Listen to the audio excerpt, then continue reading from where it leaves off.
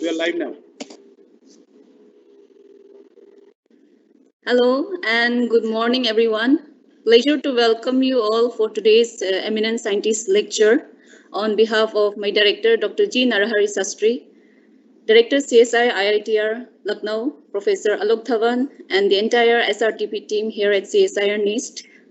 It is a pleasure to welcome you all again, and our special welcome to Dr. I. Suryanarayana, our eminent speaker for today. Although Sir is a former chief scientist who retired from CSIR IICT Hyderabad, he actually started his career from this institute, that is CSIR NIST, where he served for nearly 23 years, which I must mention has been very crucial years for the institute to bring to its present state. And as it is always fascinating to listen to you, sir. So we look forward to your lecture today. So with these few words, I welcome you all once again. Thank you for joining with us for today's lecture. And before I request my colleague, Dr. Sapnali Hazarika, to introduce our speaker, I request Professor Alok Dhawan to please say a few words. Sir, please. Yeah, thank you very much and namaskar. Welcome once again all the students and mentors who are on this live telecast. I must mention that this CSIR SRTP program, as you all are aware, is a summer research training program. And I think the CSIR stood up to the occasion of the fact that the students were not able to go to the various institutions where they generally go for their summer training. And Dr. Shastri took this challenge. He brought about a portal on the 1st of June, and within 8 days, we had about 16,000 students and mentors who got registered on this portal. I think CSIR, in fact, this country has faced a very trying time in terms of COVID, and we have actually innovated ourselves, and this is the first time in the country that we are having this kind of program where we are getting scientists to talk to students, and also students are having mentors online, and they are trying to mentor these students in various areas or specialities. I think it is our fortune that we have Dr. Suryanarayana with us. He not only served at NIST Jorhat, but has also been at IICT. Both of them are premier institutions, and I'm very happy that he could take out time to share his experiences with these students, and I'm sure students will be blessed to have his words of wisdom. So thank you very much, Dr. Suryanarayana, and I now request our colleagues to kindly give an introduction for Dr. Suryanarayana to the students. Thank you very much. Thank you so much, sir, for your kind words. I now request Dr. Sapnali to please introduce our speaker for the benefit of our young participants.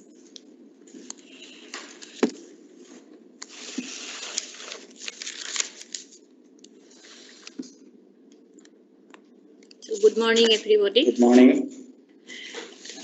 Thank you, respected Director, CSIR NIST Dr. G. Narahari Sastry, for giving me this opportunity to introduce such an eminent personality, Dr. I. Suryanarayana. Dr. I. Suryanarayana retired as a scientist, chief scientist from CSIR IICT Hyderabad. He has formerly worked in CSIR NIST Jorhat. He was also visiting fellow in the Department of Sanskrit Studies, University of Hyderabad. In other words, he is a Sanskrit Pandit. Dr. I. Suryanarayana has dedicated his works in the field of computer chemistry, analytical chemistry, spectroscopy, nanomaterials, and catalysts. He holds 3 patents on improved process for the manufacture of microcrystalline wax, process for in situ synthesis of supported heteropolyacids and salts thereof, and an improved low palladium containing catalyst for the selective hydrodeachlorination of chloroaromatic compounds. Dr. I. Suryanarayana has written several books and research articles. One of his major contributions is in making knowledge in terms of science and technology available and understandable for common people, especially in Telugu language. He has also contributed to All India Radio Hyderabad by providing 10 articles on various scientific topics and to Chemistry Encyclopedia of Telugu University.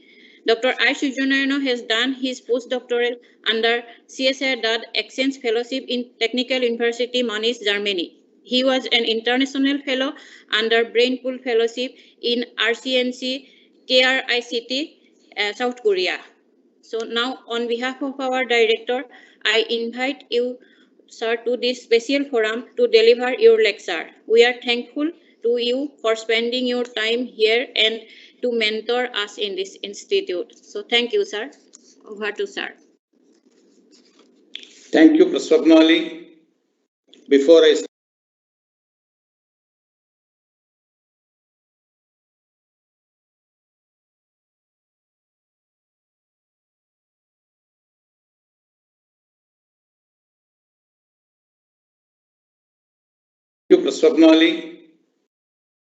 Before I start, I invoke Ma Bharati in the form of Goddess Saraswati. Amba Navambujajwala Karambuja Charada Chandra Chandrikadambara Charumurti Prakatasputa Bhushana Ratna Rochira Chumbita Dikvibhaga Shruti Sukta Vivikta Nijaprabhava Bhavambara Vidhi Visruta Viharini Nan Krupachudu Bharati Nan Krupachudu Bharati. I thank Dr. Shastri for providing me this opportunity, and it is a very, very important event at this juncture of pandemonium to link with the students and younger generation. See, people like me who are at the edge of 70 years, we always like to be with the younger generation to transfer whatever the ideas we have to the younger generation. So with these few words, I would like to start my presentation.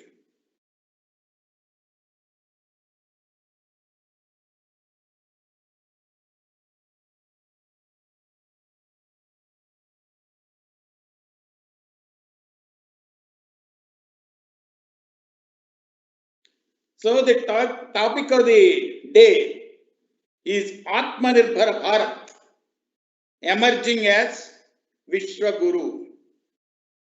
This title has 7 words, out of which 5 words are from Sanskrit. I would like to elaborate what these words. Atma, it is 2 types. One is Paramatma. The second one is Jivatma. The Atma, the soul, when it attains the form of nature, which is the manifestation of universe, or the creativity, or the creation energy, what we call as a Chaitanya Shakti, in the universe, in the nature, is the God or the Paramatma. If it remains within the individual activities, then it becomes Jivatma, that is individual self. Nirbhar means, in Sanskrit actually the word Nirbhar means plenty. So, the other way it is, if you are satisfied with what you have, that is depending upon yourself. Bharat is the India. It is having an ancient glory, culture, science and technology. It is all revealed by ancient scriptures supported by archaeological investigations, and adopting those principles which are suitable in the present and future. Emerging means taking the lead. Vishwaguru, Vishwa means universe, Guru means teacher. That means you have to become the Vishwaguru. You have to teach for the whole world. What is Bharat? It is a country which had a very great cultural civilization. It was known as Ganga Sindhu civilization, which was as ancient as Greek civilization and Roman civilization. The excavations at Mohenjo-daro and Harappa are the evidences of the civilizations flourished in the antique times. It is the culture that represents Bharat, not the boundaries. At that time, excellent universities at Takshashila, Nalanda, and Amaravati existed to imbibe the knowledge in the minds of the young and train in all the areas of knowledge of that time. At that time, Bharat was Vishwaguru. These universities were well-known centers of knowledge, and students from different countries used to come over there and learn. The teachers of those learning centers used to lead a ascetic life and concentrate on the subject they are pursuing. In addition to subject knowledge, they used to master the art of communication. During Vedic period, human power and nature, these are the only two things available. Whereas at present you have very good systems, computers, paper, printing, all those things. At that time only nature is the motivator. Understanding the principles of nature was the education. And memorization is the best mode of communication. Knowledge passed from generations to generations through memorization. For memorization, verse form is the easiest one. So, knowledge communication, for that, standard method is the verse form. So, different meters in the verse were taken to adopt different situations and subjects. Another thing is discussion between teacher and the taught. Questioning by the student to the teacher, that was given very important place. This was reflected in the Upanishads. Later, human beings started writing on stones as pictures. With the passage of time, leaves were used for writing, and a special class of people known as lekhaks or writers came into existence. The great scientists, saints, or knowledgeable persons used to recite, and the writers used to write on leaves of palm, purjara, etc. These writers had good grasping power and writing skills. They used to treat the leaves and make the leaves fit for writing. They wrote with this stylus. In Sanskrit, it is called kantam, or a metal pen with a sharp edge. They have standardized the language, and that language was known as Sanskrit. No other ancient languages persisted, whereas this only language Sanskrit is, which is alive even now, and a lot of literature is available. Thus, the first epic Ramayana has come in the literary history. This was enunciated by Maharshi Valmiki. Later, Maharshi Vyasa classified Vedic knowledge and divided into Rig, Yajus, Sama, Atharvana Vedas. He also narrated 18 Puranas and then Mahabharata. Subsequently, great poets like Kalidas, Bhavabhuti, Bharavi, Dandi, Makha, etc. produced great kavyas, dramas, and other literary works. Later, regional languages developed to suit the local necessities. They may be either Prakrits or dialects or distortions.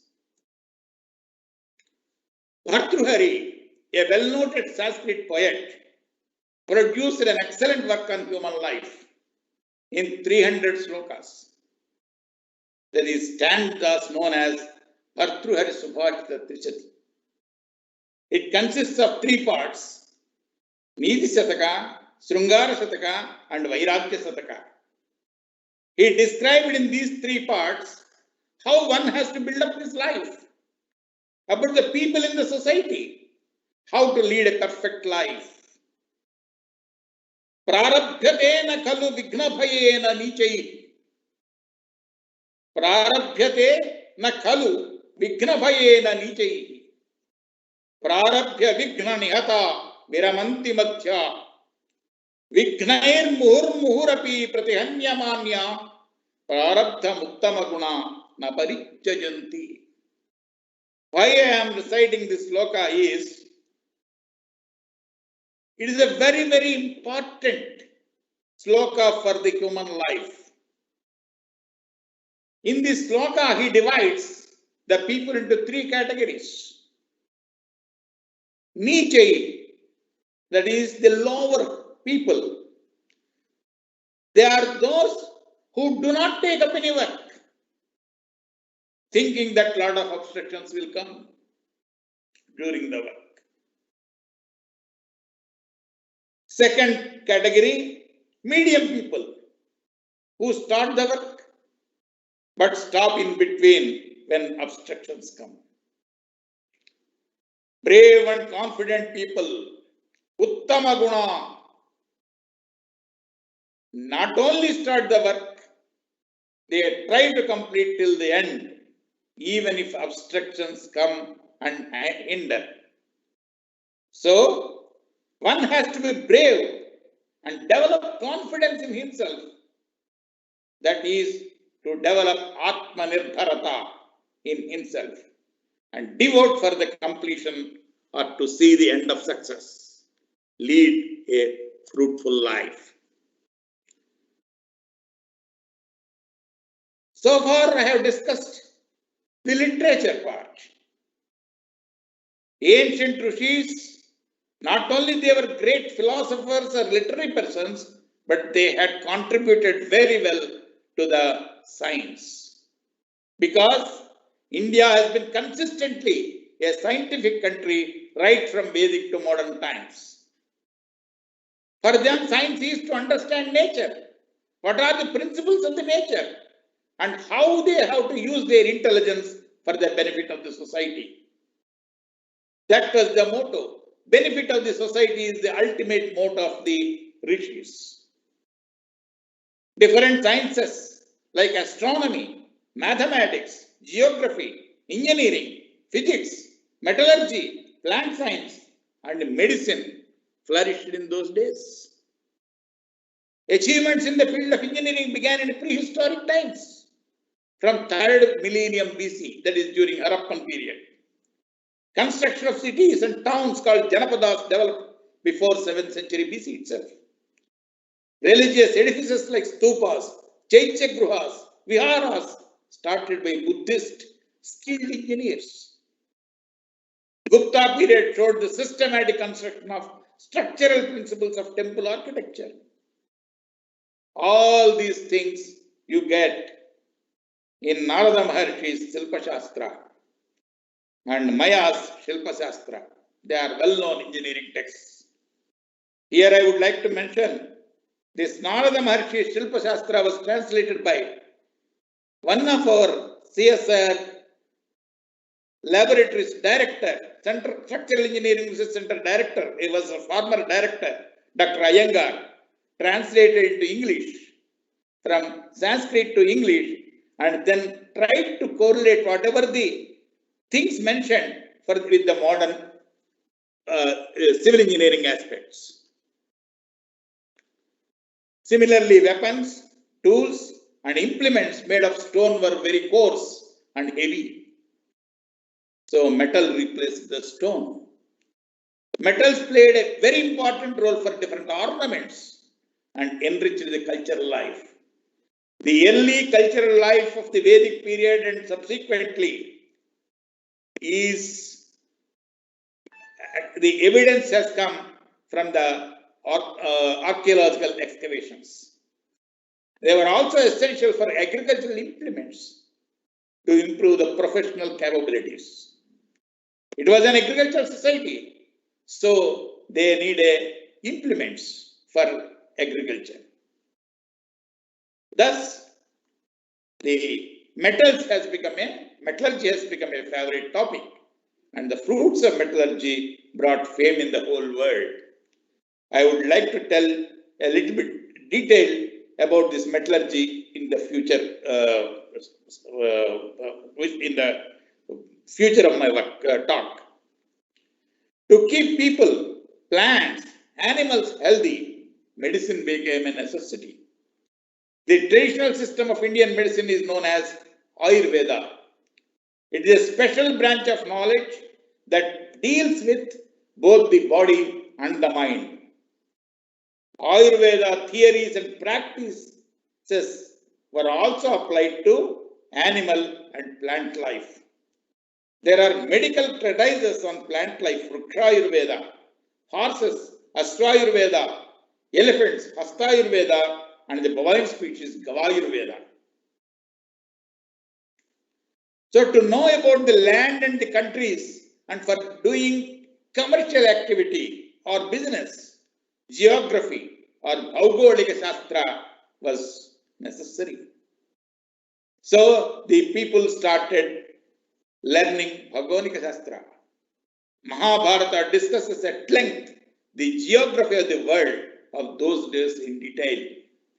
Mahabharata describes during the Mahabharata war which armies of the countries participated in the war, Mahabharata war.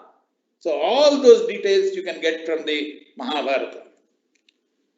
Astronomy inspired many ancient rishis because they wanted to understand the time, that is day and night, how the cycle of time, the year, all those things. So they wanted to understand the astronomy, the planetary position, stars, the visible planets, all those things. But for astronomy, mathematics is the backbone. So it is also important in construction of Yajna-Vedikas and daily chorus. That's why what they thought is Yatha Sikham Ayuranam Naganam Manayo Yatha Tadvad Vedanga Shastranam Ganitam Murtha Nisthitam. This sloka shows that like crest or plumage of the peacock or jumps of snakes, mathematics is the head of all sciences. That is what we are seeing. Now, mathematics is required in every branch of science, whether it is a biology or a physics or chemistry or any science, geology or geophysics. Everywhere the mathematics plays a very important role. So what are the contributions of our Indian mathematicians?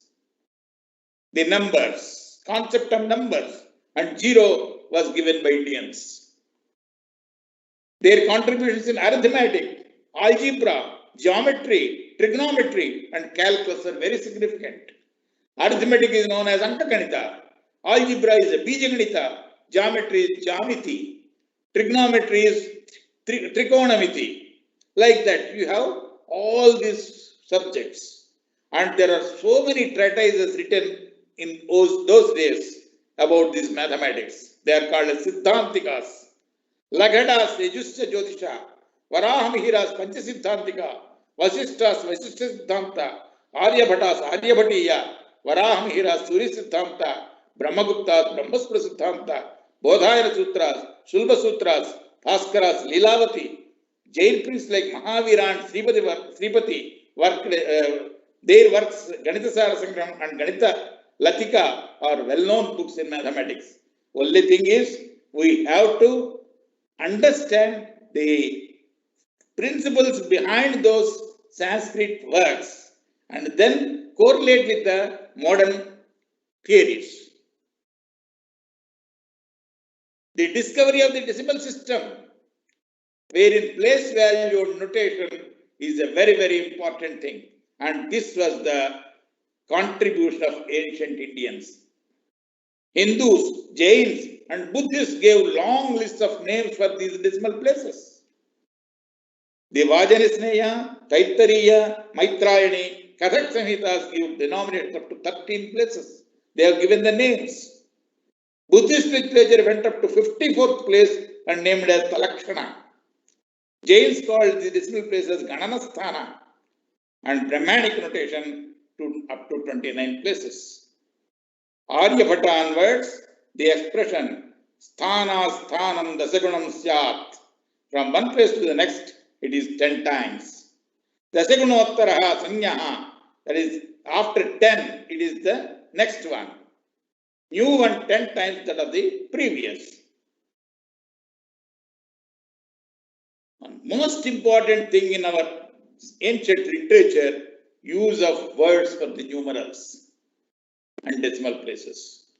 This table shows what type of words they used.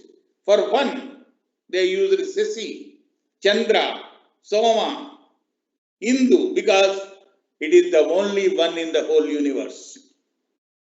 For two, Akshi, Chakshu, Karam, Netram, Lochanam, Bahu, Karnam, because it is only two. Only two hands, two legs, two eyes. So the two is represented by these body parts. Three is the three puras, three lokas, three gunas.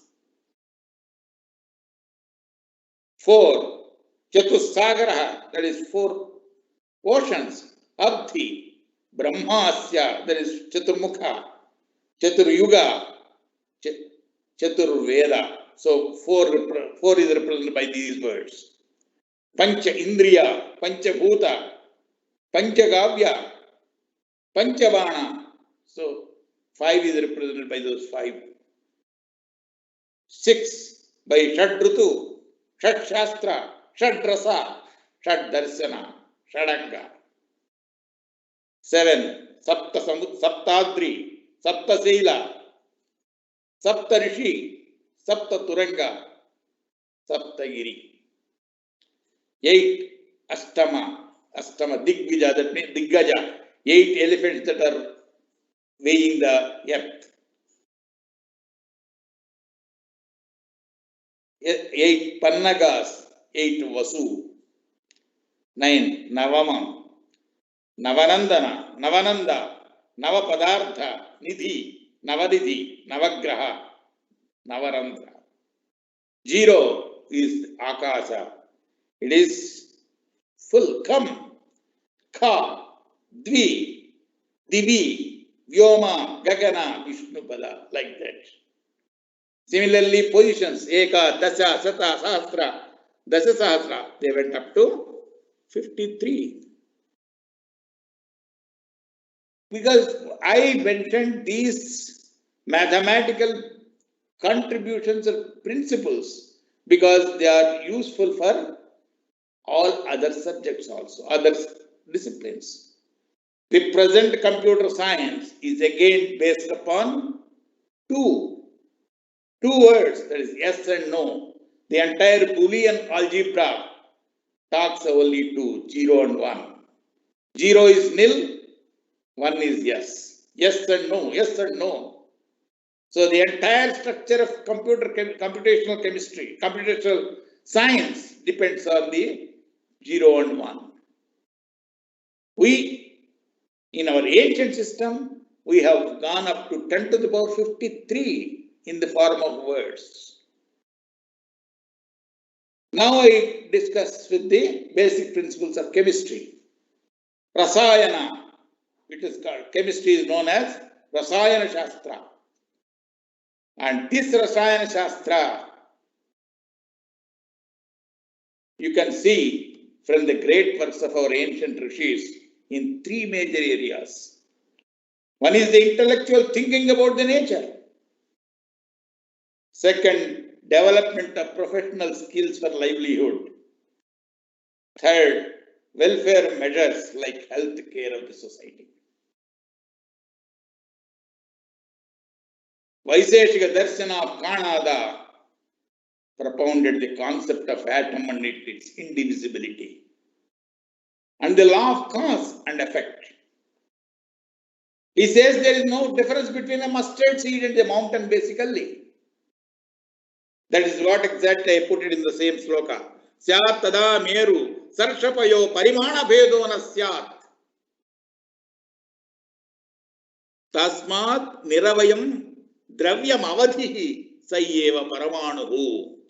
That is what is paramanu, the one which cannot be cut down. That is the without parts. Therefore, any substance without parts must be the limit. And that substance is the ultimate atom.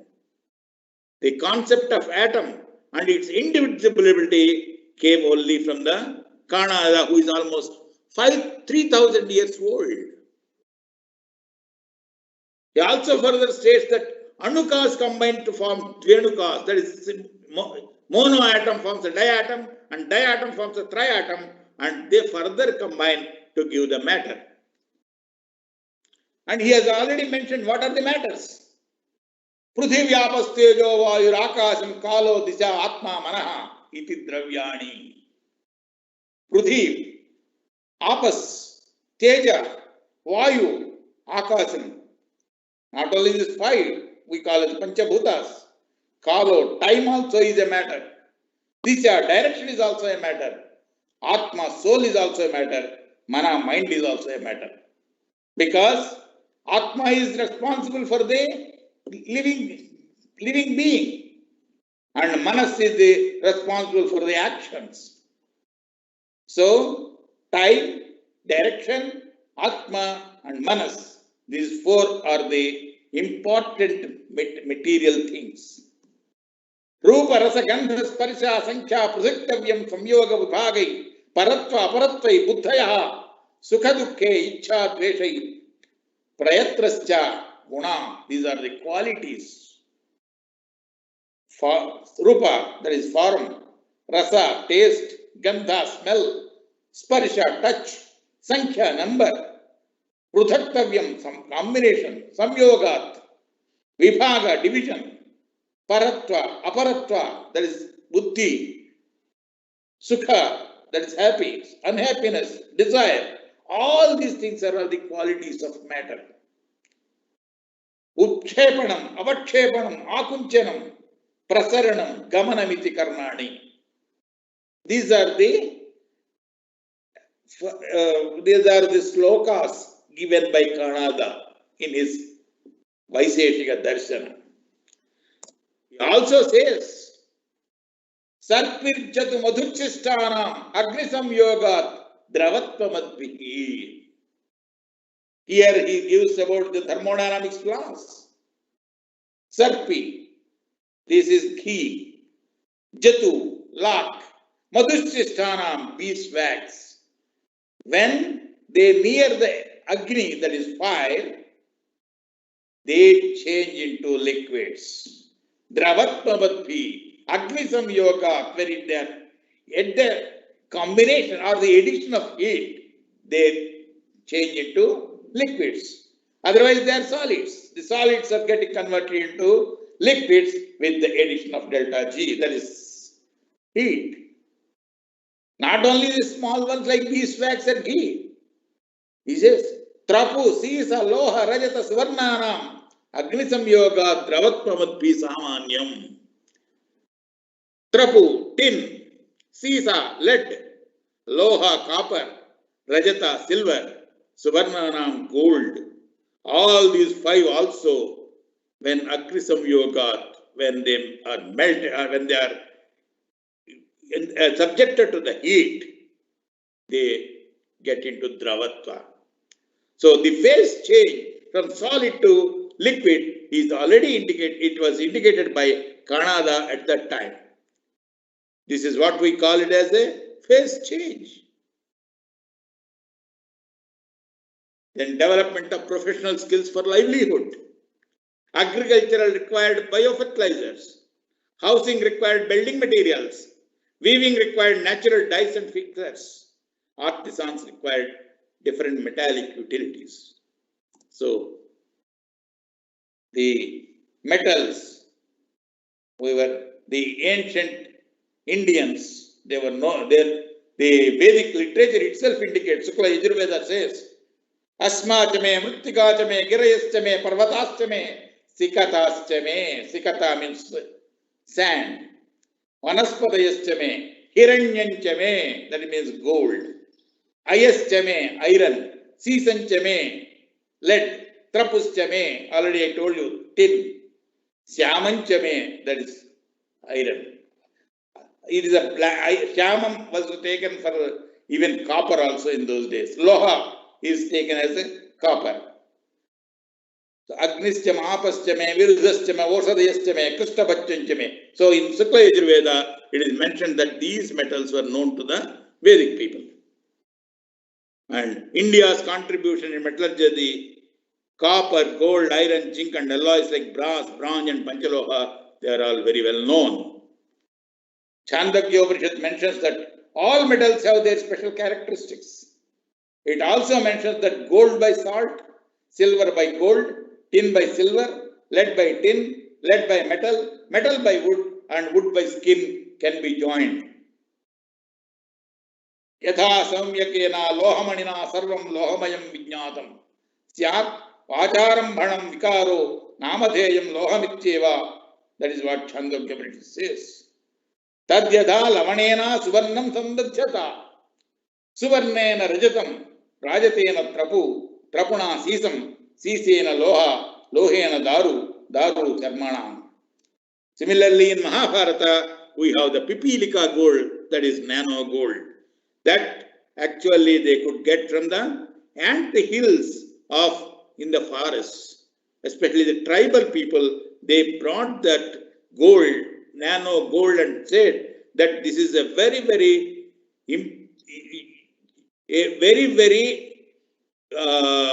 superior gold. That is what they mentioned. I have given you the Sanskrit sloka also here. Pipilikaihi jatarupam dronameyaha. That means they brought in the lot of big dronas. Dronas are almost like kunsas actually. This whole thing is Kautilya's Arthashastra. He discussed at length about the metallurgy. Akarajyakshaha. That means the person who is in charge of the mines and the ores. He should know Sulbadhatu Shastra Rasapaka Maniragajno. He should be a Maniragajno. Sakho, his associates also should be Tajjata Karma Karano Sampanna.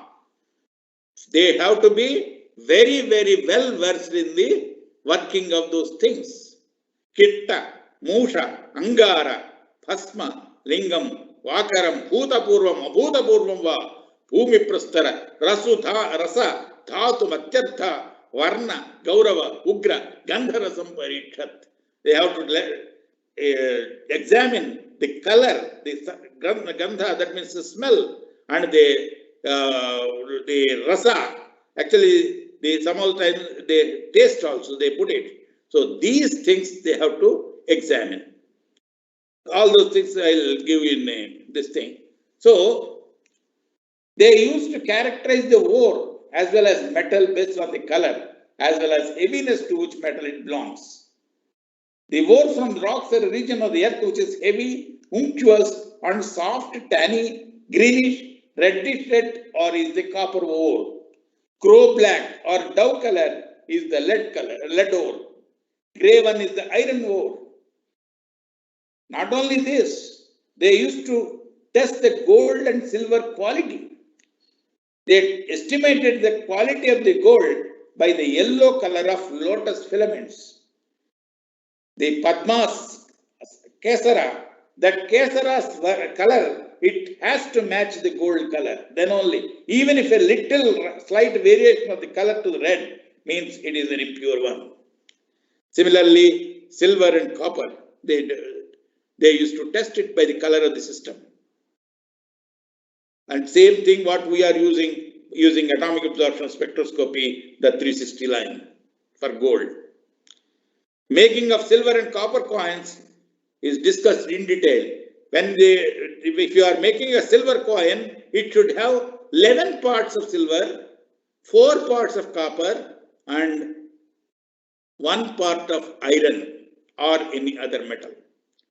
Similarly, if you are making copper coins, 11 parts of copper, 4 parts of silver, and 1 part of the iron or other metal. That is the standard they have mentioned for the coins. Similarly, we know the Indian iron technology. Even now it is visible. The iron pillars, non-corrosive iron pillars present in Delhi. Similarly, Udayagiri near Sanchi, Dhar in Madhya Pradesh, Kadachadri hills in Karnataka. That iron is the pure iron without any contamination. That's why it is non-corrosive. The same technology we use for the manufacture of huge beams in temples of Odisha, such as Jagannath Puri. The another one is the wood steel, this iron technology. A highly exported material produced in South India in those days, especially from Deccan, to make Damascus swords.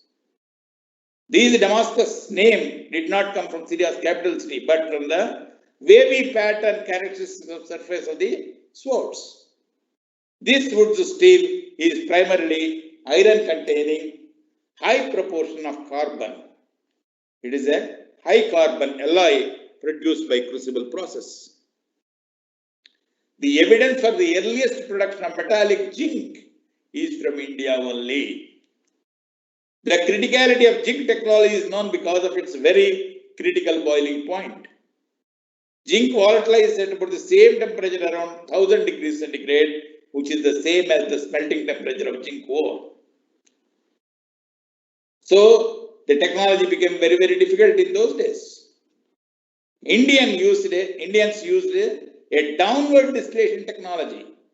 That is, they used adhapata yantra, wherein you have 2 mud parts, one and other one over, and the heat is done from the top. So this was a very good technique which they could collect zinc vapor and then condense in a lower container. And that technology became very famous in the whole world. That's why for zinc in Sanskrit is known as Jasadaha, the one which gave fame, Yasha, Jasa, Yash, Da, that is the one which gave famous, which gave the famous, which has given fame to the country. It is mentioned in Rasayana, which is a 11th century book.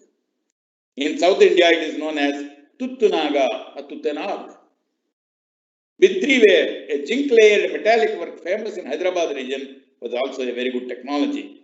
This was actually supported by Muslim rulers of that region.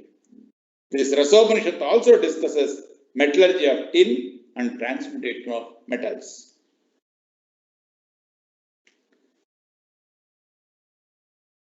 Human thirst for gold and tantric methods of Buddhism led to alchemy.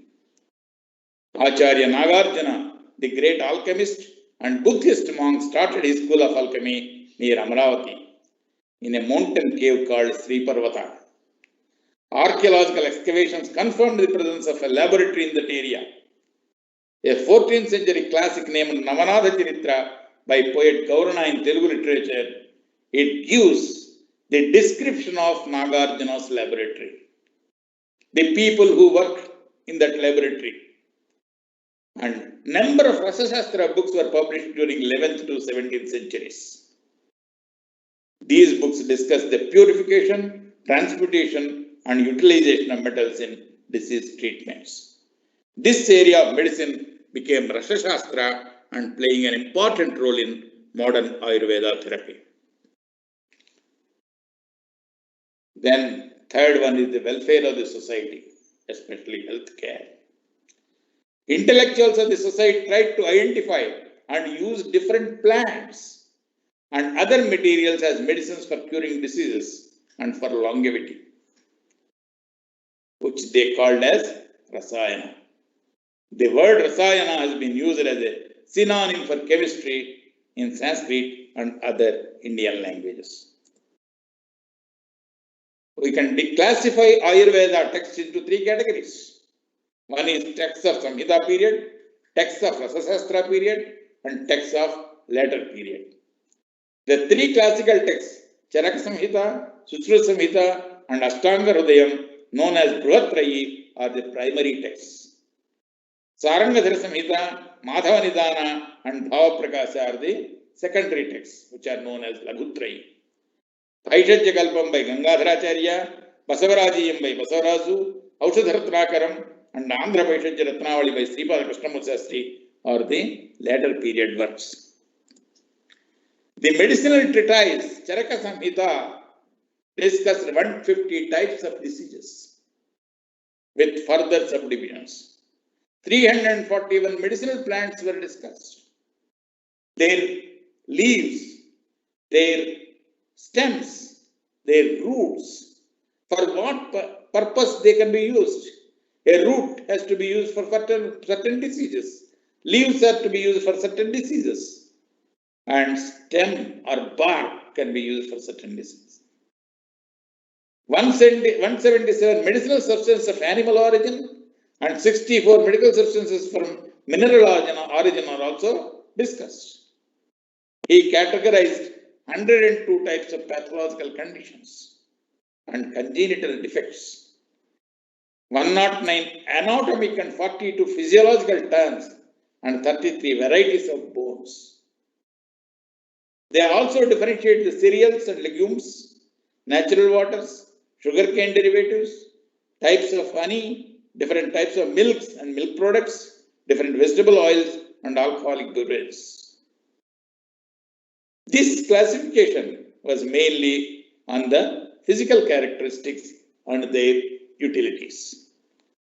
This Charaka Samhita is not written by a single person. It is proceedings of discussions of different rishis. 6 groups. They discussed at length and then come out certain ideas, and those ideas were compiled and given by Drudabala, named as Charaka Samhita. Similarly, Sushruta, the great surgical specialist of those days, developed a number of surgical instruments for operations of the human body. What he mentioned clearly is, if any part of the body it cannot be rejuvenated, then it has to be removed. That was the basic principle of that. So his methods are practiced even now, and he is known as father of surgery. He developed a number of fermentation products for the anesthesia effects. And Hornley, in 1856, he has published a beautiful book on Sushruta Samhita, giving all the correlating with the modern surgery, modern anatomy and surgery. It is one of the best referred book. Harnell is a very good doctor of those days. During 8th century, Rasashastra promulgated by Siddhanagarjuna made an important mark in the society, and his Rasavidya, use of metals, mercury, and converting of lot of metals to gold, has become part of the life for many. With the combination of metals with herbal products, produce different products, such as asavas, lekhyas, bhasmas, churnas, gugulus, rasas, vatis, and tailas. And they are used even now for different diseases in Ayurveda. All those number of books came out during this period, that is 8th to 17th century, on Rasashastra. Professor Damodar Joshi of Benares Hindu University He has written an excellent book on Rasashastra. These are all the books on ancient Indian science. If you see the great old, the grandfather of chemistry in India, Professor P.C. Ray, he wrote in the Hindu chemistry in 1909, who, because of his book, the whole world contributions of Indians in the chemistry. So afterwards, publicized by Brajendranath Rasel, Vinay Kumar Sarkar, Girija Prasanna Majumdar, and Professor Satya Prakash, B. Subbarayappa. They are all such type of people who worked very hardly and then produced a lot of books on the ancient Indian science. The basic concept of now I want to discuss a little bit in detail about the Ayurveda and the modern medicine. Ayurvedic medicine is oriented towards prevention, health maintenance, and treatment. Ayurvedic system medicine believes that a disease is the product of an imbalance in the body and the mental elements that reduce the body's resistance to diseases. If the imbalance is corrected and the defense mechanisms are strengthened by herbal formulas, lifestyle changes, and diet, then the body will resist a disease with a goal of eliminating it. Herbal and herbo-mineral products used in Ayurveda are believed to strengthen the body's defense. Scientific evidence is gradually developing in support of the Ayurvedic concepts. The basic principle of allopathy or our modern medicine is it is primarily oriented towards the treatment of disease. Drugs are developed based on the concept that the elimination of specific causes of a disease, such as microorganisms, will cure a disease. This is the basic principle. The difference between Ayurveda and allopathy lies in the imbalance of the body and mind, and allopathy thinks that only the diseases are caused by the either microorganisms or the non-working of the particular part of the body. So some of the modern physicians in West as well as in India are trying to make a bridge among the two systems and derive benefits for the patients. In West, Ayurveda is branded as a complementary medicine. Scientific basis for Ayurvedic therapies by Lakshmi Chandra Mishra, published by CR's Academic Press, deals with different diseases and the Ayurvedic approach of these diseases. The diseases include cancer, heart disease, diabetes, etc. Another book by Dr. R.D. Lele, who was chairman of the Jaslok Hospital, he published a book on Ayurveda and modern medicine. It was published by Bharati Vidya Bhavan, discusses at length the link between two systems. Dr. M.S. Valiyathan made an extensive study between Ayurveda and biology, and he published a very good book on Ayurveda and biology, and he has actually brought out what is Charaka's legacy, Susruta's legacy, and Vagbhata's legacy. All these authors are well-known practicing medical doctors. Now, a number of research papers are coming up adopting modern analytical technique for Ayurvedic preparations and quality control. Because there was an argument that Ayurvedic medicines do not have quality control. Whereas now the Ayurvedic firms are also adopting the modern analytical techniques, and they are coming up with very good quality controlled medicines. And Professor R.H. Singh of Benares University has contributed immensely on Ayurveda and modern science. Similarly, Professor Bhashan Bhattardhan of Pune, he is trying to correlate Ayurvedic concept with modern biology and computer science. Another area that is coming up is Ayurvedic, which will be of immense use for future researchers and may lead to some noteworthy conclusions. Now I want to say a few concepts which were tested by modern methodologies. Dr. Bhanu Prakash of PHU Varanasi, in collaboration with Ayurveda department, he was a mechanical engineering department person, head of mechanical engineering. What he did is, he took the different puttas and what are the temperature characteristics of each putta, to what extent the temperatures go, and what is the temperature profiles. So all these things he has made a very thorough study, and then to which putta gives the maximum heat energy, and what type of food dependency is required. So all those things he discussed at a very in detail he has worked out. Similarly, Professor Balasubramanian from IIT Kanpur, he worked with all these iron pillars, and he has come out with the cause for the purity of the iron pillars. Why the non-rusting character of the iron pillars, he has come out with very good suggestions. Similarly, the toxicity studies by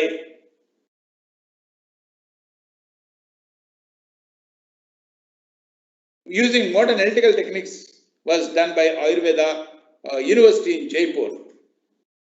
They have studied the haratala, which is a preparation of rasamanikya, and they found that this haratala is, in our chemistry terms, we call it as arsenic sulfide. This arsenic sulfide is supposed to be one of the most toxic elements. Arsenic is the most toxic substance. But when it was put to 60 puttas, from up to 56, 57, the toxicity remained with the arsenic toxicity remained with the haratala, that substance. But after the 58, 59, 60, that became a non-toxic. So, and this is a very, very important finding, because arsenic is supposed to be the highly toxic substance. When in the range of 59 to 60, what is happening to the atomic structure of that haritala? That has to be pursued.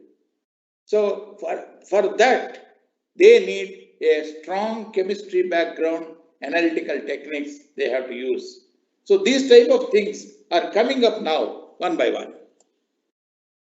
And Dr. Narahari Shastri's database on shut infusion of RNA deals with RNA interactions, especially in the breast cancer. He has developed a lot of very good database on that. Similarly, assessment of Ayurvedic concept of cancer and new paradigm of anti-cancer treatment was discussed at length by Dr. R.H. Singh and Dr. Varadarajan in US. They are also doing a lot of work on these cancer treatment plans. Similarly, Dr. Agarwal in University of Texas, they are working on the biological aspects of how the plant products mentioned in Ayurveda works as a the reactants. Actually, what do we call? There is a specific term for that biological term. How they interact. Similarly, Ayurvedic is the welcome area to analyze in-depth the Ayurveda principles using information methods. Now, what I suggest for the modern scientists along with medical practitioners, a detailed database for the diseases, treatment procedures, and chemistry involved in these processes, materials used, and their chemistry during the process. Comparing their pharmaceutical activity with modern drugs in terms of structure-activity relationships. See, why I put is, for last 60, 70 years, or we can say even up to 100 years, all the organic chemists, they do the chemistry of plants in a routine methodology. We are not seeing what is mentioned in our ancient scriptures. unless we see the ancient scriptures, what is the procedures they adopted, and then how the extract or whatever is that, the process what they use, and then the activity. If we see those things in a proper way, then we may get a better chemistry for these Ayurvedic products. Because a simple example I can tell you, this for heart diseases, we call the one what is Guduchi. This Guduchi is supposed to be one of the best drug. But when the chemistry has been done, chemistry was done, the activity showed no activity was shown for that. But the way that Guduchi was treated and given to the patient, that procedure we have not adopted. So these procedures have to be clearly adopted, and those procedures are also should be made into a database, and the molecules in the plants or materials, they should be linked properly with the structure activity relationships. Then we will be able to get a better work.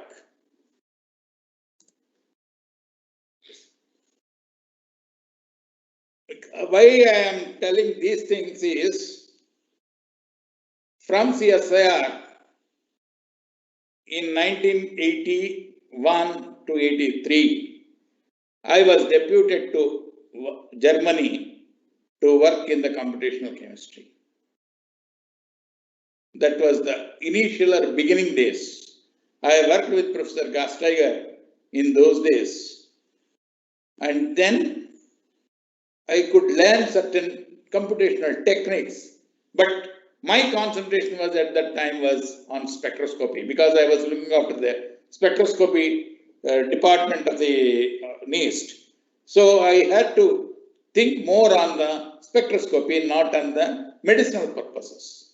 After I came back to Hyderabad, IICT, I had a very good interaction with Dr. Shastri, and we were continuously discussing these problems and how the computational science, modern computational sciences can deal with the drug problems given by or they discussed in the Ayurvedic text. These things have to be brought out. That's why recently I published one paper on the fundamental principles of Ayurveda.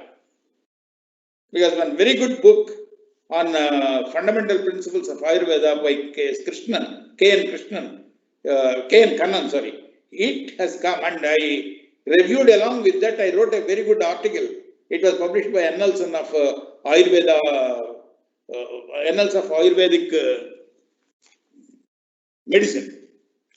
So like that, what we are trying to do, even at this after retirement, also I am trying to do a lot of medicinal books, and I have got now all the Ayurveda books with me, and I am trying to bring the medicinal plants, then metals, metallurgy, given by the Rasayana books, and then try to correlate with the modern science, so that we can have a good results or some good discovery, good drug methodologies we may build up. So for that, what I see is the computational techniques are the most important one, and Dr. Shastri is doing a very good build up. He is building up a very good computational chemistry systems in the country, because he built up a very good computational system in Hyderabad, and now he is doing in Jorhat also. So I wish that these things, when linked with all the modern as well as the ancient works, if we study thoroughly and then put it together and come out with new novel ideas, then we will become world leaders in the controlling the diseases like cancer, heart disease, and diabetes, etc. So I wish by applying computational techniques, some of the most fundamental principles on drug action can also be discovered. And number of workers are working in this direction, both in medicinal chemistry laboratories as well as institutions and some of the Ayurvedic institutions also. There should be a very good cooperation between the Ayurvedic institutions and the scientific institutions and bring out the basic concepts and put it in the medicinal chemistry.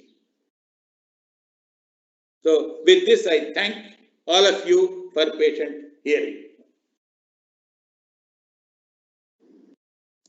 Thank you very much, sir, for your extraordinarily delivered lecture, taking us from the last 4,000 to 5,000 years to the modern science.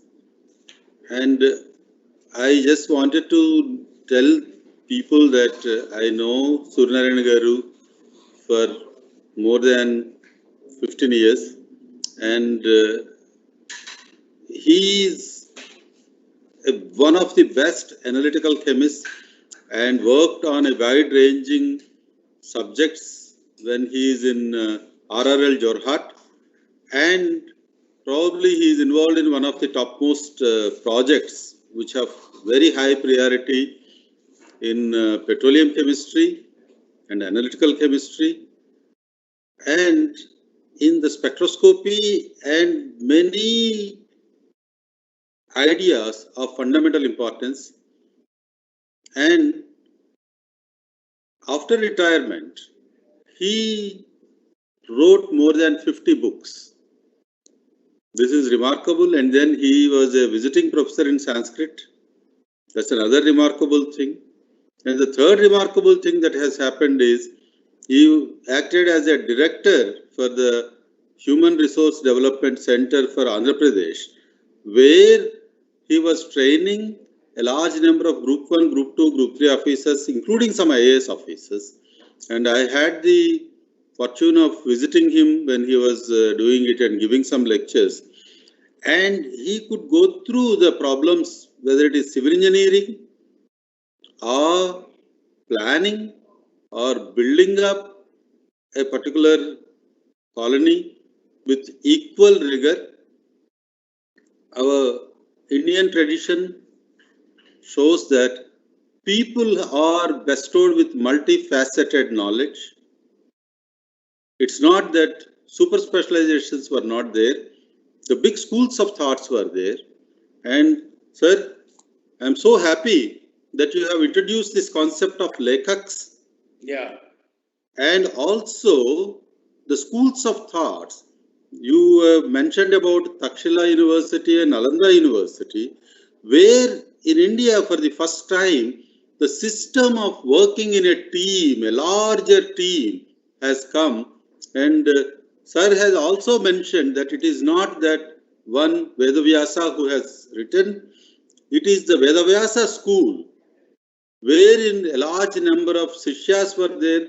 This Guru Sishya Parampara is a great, great asset, where the Takshila and Nalanda universities have shown the world the system of a university for the first time.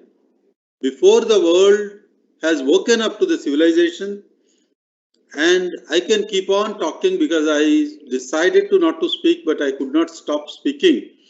And this is a wonderful experience for all of us to not to be critical about simple things, but critical about the knowledge, about the reasoning, about the science. The Karna, the Vaisheshika Sutras, they're important, and many things are important, but we have to have a good knowledge in the language, whatever may be the language. It's not possible for us to be a master in English language, but it is necessary that we have to really be good in that language. It will be very difficult for me to understand if a native English speaker talks about Shakespeare and other, as much as I enjoy the slokas of Kalidasa or Bhavabhuti or my own local mother tongue. But at the same time, we will have to see how we can strengthen fundamentally to become a knowledge society. Then that is the way to go for the Atmanirbharata and become Vishwaguru. And the whole summer research training program is aimed to create a knowledge society. We are probably a little bit shamelessly aping the West. I'm not saying that we should not be taking good things from the West, but at what cost? In what ways? How do we do this? It's very important. We have to become self-reliant in what we are doing, and we should practice science at the highest levels of rigors. We don't have to worry about whether it is a modern science or whether it is a traditional science. Science is science. Mathematics is mathematics. A language is language. It's very poor that a country with 1.3 billion population with 800 universities are not able to find pure mathematicians to be recruited. We don't find. Whereas a country with 400 million population, there are a large number of pure mathematicians, which did not even exist 500 years before. So we have to concentrate on language and mathematics and chemical, physical, biological and other branches of science are also very important. Engineering and medicine are important. But what is more important is to become a very, very responsible citizens to achieve the Atmanirbharata. Sir, I really thank on behalf of everybody from the bottom of my heart, and I request some young people who are much more dynamic, the future generation, to take over. And Ilika, Lisa, Monty, Lisa, please take over the question answers. Monty is here and she has some questions, I think. Go ahead. Thank you, sir. The first question is from Mihir Joshi. Sir, in the modern era of science and technology, how Sanskrit will help us as ancient scientific knowledge to find out solutions of modern problems like pandemics and climate change? Yes. I'll tell you simple this thing. What is a virus? How it comes? The pathogens, isn't it? In Sanskrit, if you see the old scriptures, they have classified the virus pathogens into 4 classes. The one which is from the mutraja, from the urine. The other one from the stool. Third one from the cough. Fourth one from the blood. The pathogens which have been generated by these 4, among them, the one which is from the sleshma or the kapha, that affects the heart. And the one with the details of that, if you go through the characteristics of the disease, in the Madhava Nidana, that is Nidana means diagnosis, it is an exclusively a book written for a diagnosis. There they have given very clearly these are the characteristics of the person who has got this disease affected by the virus generated by the cough and affecting the heart. So does that give you the modern ideas? They give the treatment also. But that treatment which they have mentioned earlier,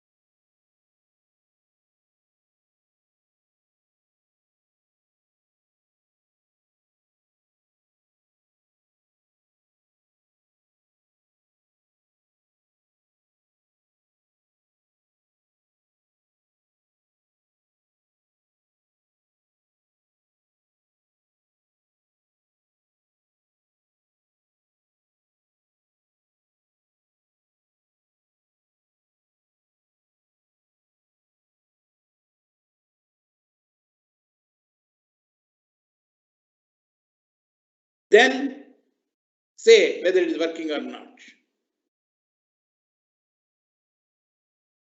You followed? This is what is required. Simply saying will not work. You have to go through the books, scriptures, see what is written in that. Whether that can be adopted to this time or not, that we have to see. I'll tell you another simple example. I myself has worked out one metal which absorbs all the sounds. To decode that sloka, it took me 2 years. For one word, I had to struggle for 2 years. After that, we did that work and we found that is exactly what is acting as a sound absorbing material. So, unless we study, we go through and then see whether that can be adopted. You have to experiment it and then see that whether we can do or not. Only after studying thoroughly and understanding it, then put it in the practice. This is how it has to be done. Okay? I think it is satisfied you.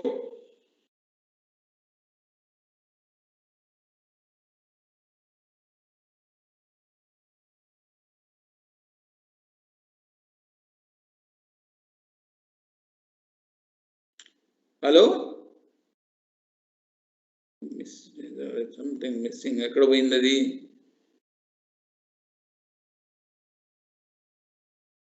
Hello? Hello?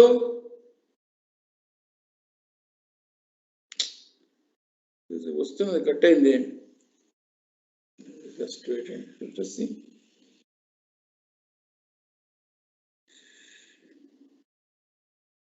Suddenly got cut.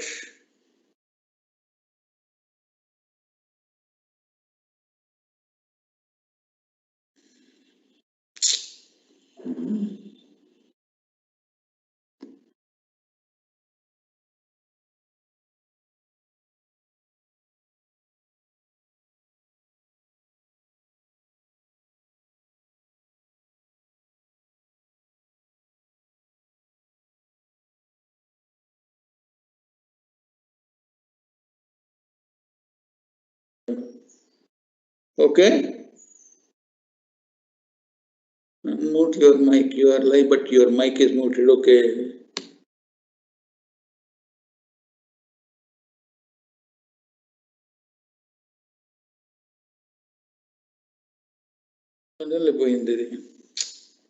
Hello.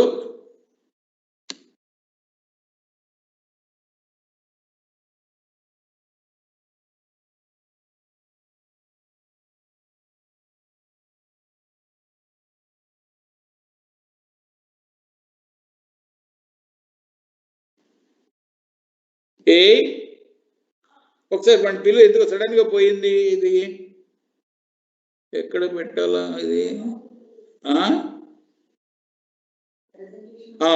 వచ్చింది వచ్చింది అనుకుంటా presentation అయిపోయింది question answers అవుతోంది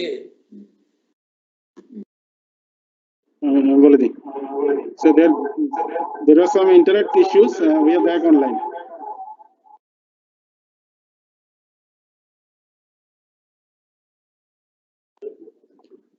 Microphone. So you have to unmute your microphone. Yeah, okay now? Yes.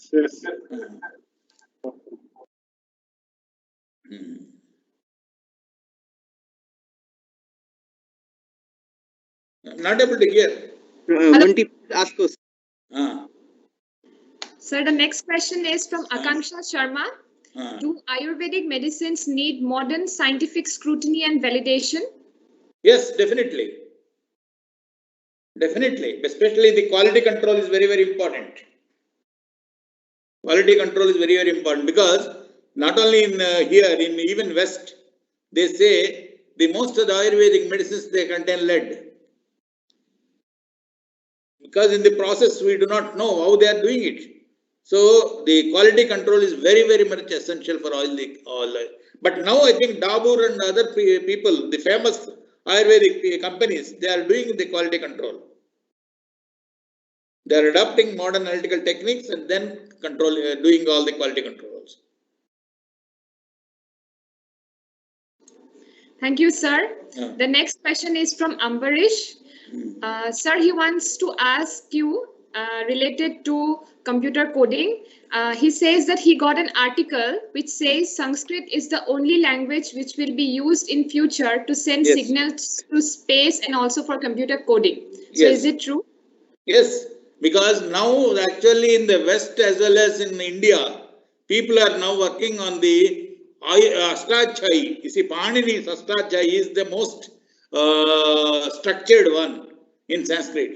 So that they are adopting for developing new computer languages. Sir, the next question is from Aritra. Did ancient Indians belonging to Vedic era have concepts of semiconductor? Yeah, there is one actually, this Agastya Samhita, it discusses about the batteries and then the actually the electricity generation and all that. But only thing is they produce the electricity in the cell. There they used actually the copper sulfate. It was mentioned as Mayura Kantha actually. See, Mayura Kantha means that is the color of copper sulfate is exactly the peacock's neck. So that word is used in Augustus because most of our ancient scriptures, they talk only in terms of the words which are related to the particular substance, either by color or by its hardness and all those things. So to code that, I'll tell you simple one example. I was talking about that metal, there it was mentioned Sukatundam. Sukatundam means it is a parrot's beak. But that is not the one. It is a kind of mercury. So to study that, to understand that word, what does it belong, for what it is used, you have to code. For coding that, you have to understand, you have to go through a lot of books. Unless we thoroughly study or thoroughly screen the books, scriptures, we will not be able to say this is this, this is that. So once we study all those things, then we think definitely will be. That's what now they are doing actually. The University of Hyderabad, they are already working on that. They generating computer logic with the Panini Astachai.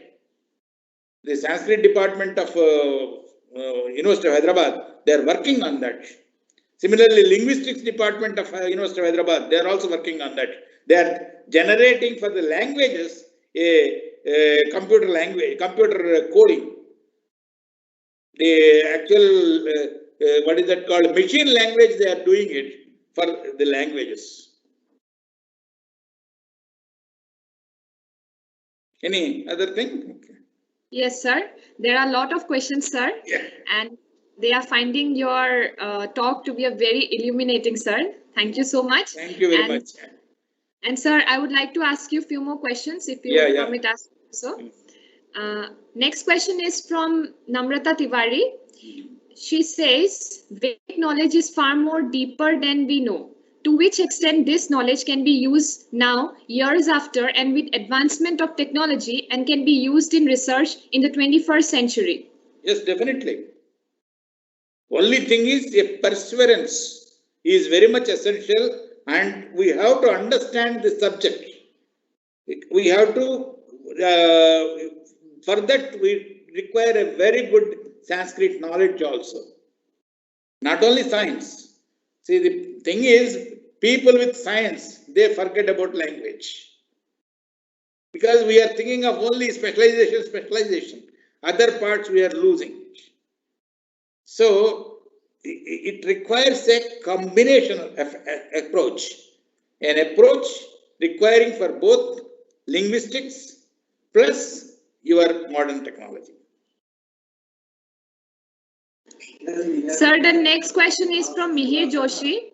How can we use ancient scientific literature to answer questions of quantum mechanics and modern medical science? Yeah, the Kanadas, Vaiseshika Sutras, and even the philosophy. I had 2-3 books have come. 2-3 books have come exactly on this. What the quantum mechanics and the philosophical approach, how they link together. So yes, the one very famous book, I forgot the name actually. I can tell you after, because it is in my computer, those things.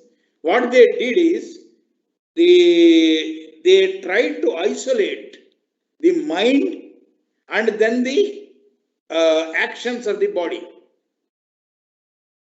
And he tried to correlate that with the quantum mechanics. I have a lot of papers on that also. I can, if that person is interested, let him write to me. I can send all the details also. I have a lot of books. There are 2-3 books on that actually. How the Indian philosophy and quantum mechanics can be correlated. Sir, there are a lot of questions. We are compiling them all, and in general, we'll ask you a question. Right. What's your opinion for including these Shastra and Vedas in our primary education system? In primary education, I think it is difficult because the level of understanding is a little bit difficult. But I think in high school level, we should start from the high school level. Not as Shastras, you see, it is also a science. We have to put it in the form of science. The way you are putting science, basic principles, like that you have to say, suppose atomic theory we are teaching. You put there whatever the person who has given atomic structure, we talk of only Bohr atom. But what Kanada's contribution, we have to mention it. So I have put all those slokas. what he has given clearly. So these type of things, what was discussed in those scriptures, they should be brought out. They should put it in the curriculum. Simply they mentioned one line. Kanada was the propounder of atomic theory. That's all. But what he has done? What are the details he has worked out? He has given the action. What are the principles of action? How effect comes from the action to the effect. All these things have to be discussed. The problem is we are not able to decipher. The people who can teach also are very, very few. That is the basic problem. Very few professors in Sanskrit are able to understand what is science. They see Sanskrit means they think only literature. But they don't see this direction. That has to be brought out.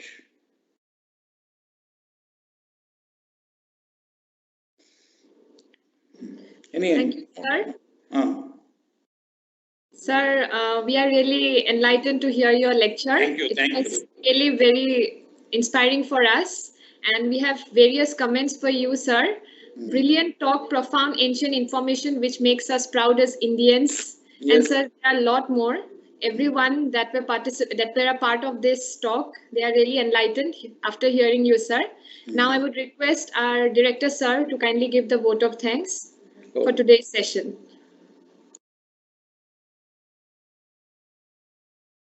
Thank you, Monty, and all our team. And we have to just say thank you, Dhanyavad. Yes, Dhanyavad. Namaskar. Namaskar and Dhanyavad. And after all this wonderful talk, it's better to just thank you from the bottom of our heart to make all of us feel proud that we belong to this great land. And more importantly, we should not stop by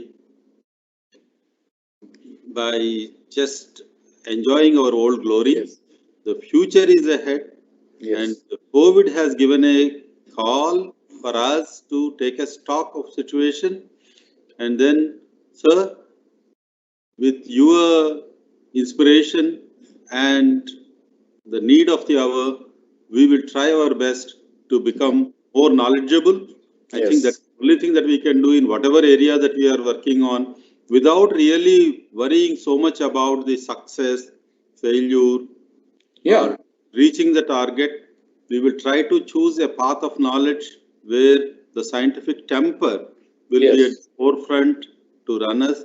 And again, on behalf of all summer research training program students and my own staff at CSIR NEAST, maybe I should say that your own staff, because you also belong to this, we thank you, and really it is a wonderful day for us to listen to you. Thank you very much. Thank you, sir.